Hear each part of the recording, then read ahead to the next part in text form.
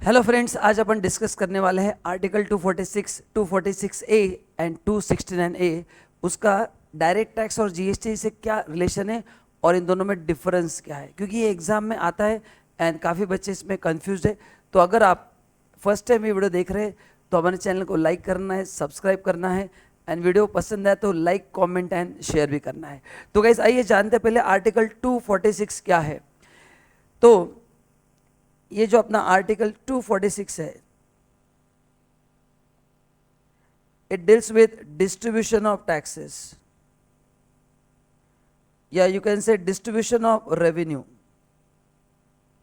India में अलग अलग टैक्सेस लगते हैं तो उसका रेवेन्यू किसको मिलेगा, इसका बाइफिकेशन आर्टिकल 246 ने किया है। तो इसमें 3 लिस्ट है। पहला जो है वो है list 1, then next one is list 2 and the next one is list 3। तो लिस्ट 1 में जो भी ड्यूटीज एंड टैक्सेस है, it's a revenue of central government, जिसको हम बोलते हैं यूनियन लिस्ट। इसमें जो ड्यूटीज एंड टैक्सेस है ये मिलते हैं स्टेट गवर्नमेंट को, and this is concurrent list.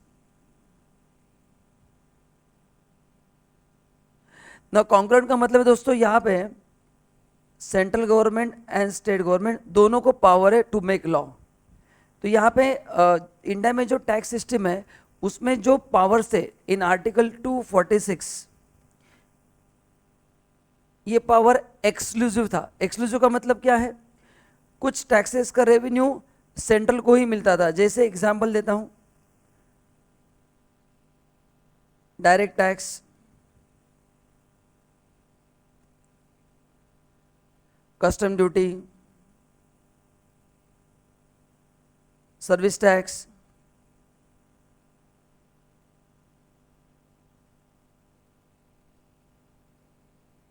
Central excise duty, ये रेवेन्यू ओनली सेंट्रल को मिलता था।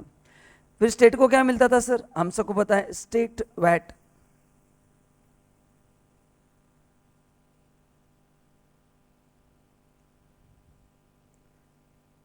And CST. Actually, technically, CST is a part of list 1. CST is levied by central government, but revenue goes to state government. तो ये था article 246, जिसमें क्या आपको ध्यान में रखना है, इट गिव्स बाइफिकेशन ऑफ रेवेन्यू।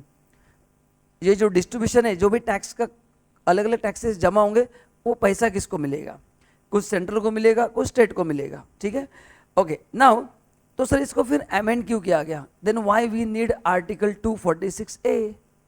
क्योंकि यहाँ पे जो पावर थी वो एक्सक्लूसिव पावर थी। कुछ टैक्सेस, देखो आप लिस्ट देखो, ये जो टैक्सेस है पहला लिस्ट, ये पावर सेंट्रल के पास है, ये पावर स्टेट के पास है। तो उनके जो पावर्स थे वो एक्सक्लूसिव पावर थे। कैसे थे, एक्सक्लूसिव। ना जब अपने को जीएसटी लाना था तो पावर दोनों को देने थे, सेंट्रल को भी देना था और स्टेट को भी देना था। क्यों, to eliminate cascade effect of tax. हमने जीएसटी में पढ़ा है कि जीएसटी लाने का मेन पर्पस क्या है, to eliminate cascading effect of tax. इसलिए गवर्नमेंट ने अमेंड करके आर्टिकल 246A लाया, एंड जहां पे पावर दोनों को दिया गया। खाली वो एक आर्टिकल नहीं, उसकी वजह से और एक आर्टिकल लाना पड़ा विच वॉज 269A। तो इसका भी मैं डिटेल में डिस्कशन करने वाला हूं। तो ये था आर्टिकल 246A। तो डायरेक्ट टैक्स में हमको यही काम में आता है, direct tax, custom duty, it's a revenue of central government. तो इसके लिए अपने को आर्टिकल 246 पढ़ना है। Now let's come to article 246A। आइए, तो ये है आर्टिकल 246A। तो पहले बताओ ये आर्टिकल क्यों लाया गया, क्योंकि पहले जो पावर एक्सक्लूसिव था, कुछ पावर सेंट्रल के पास, कुछ पावर स्टेट के पास।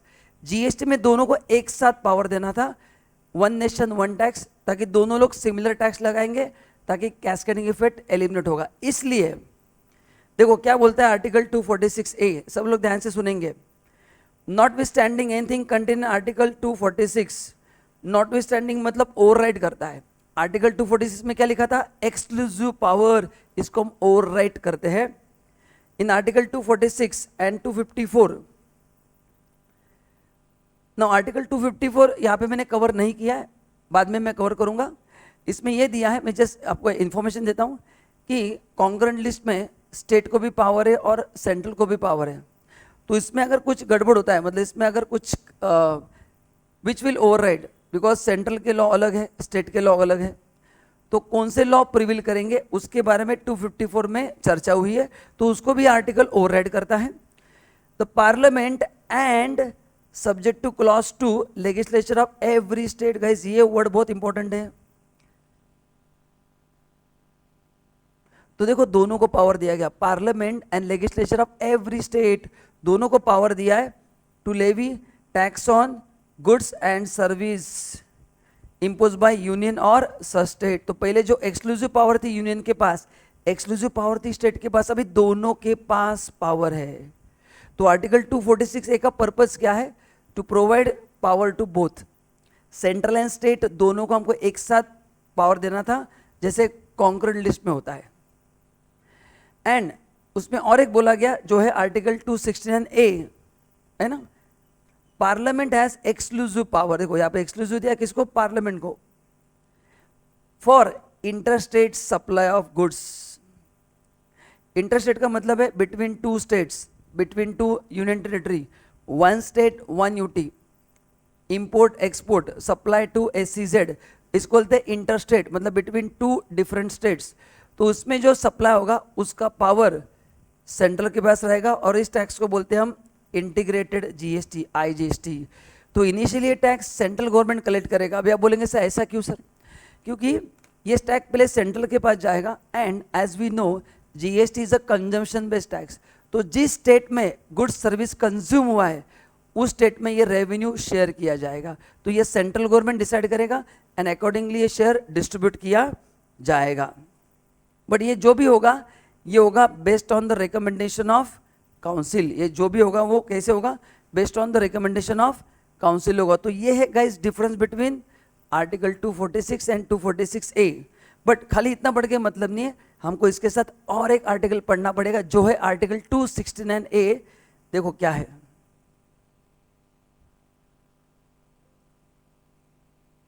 नाउ आर्टिकल 269A क्या बोलता है? इंटरस्टेट ट्रेड एंड कॉमर्स, जो मैंने कहा अभी IGST, इसका पावर किसको दिया है? इनिशियली कौन कलेक्ट करेगा बताऊं?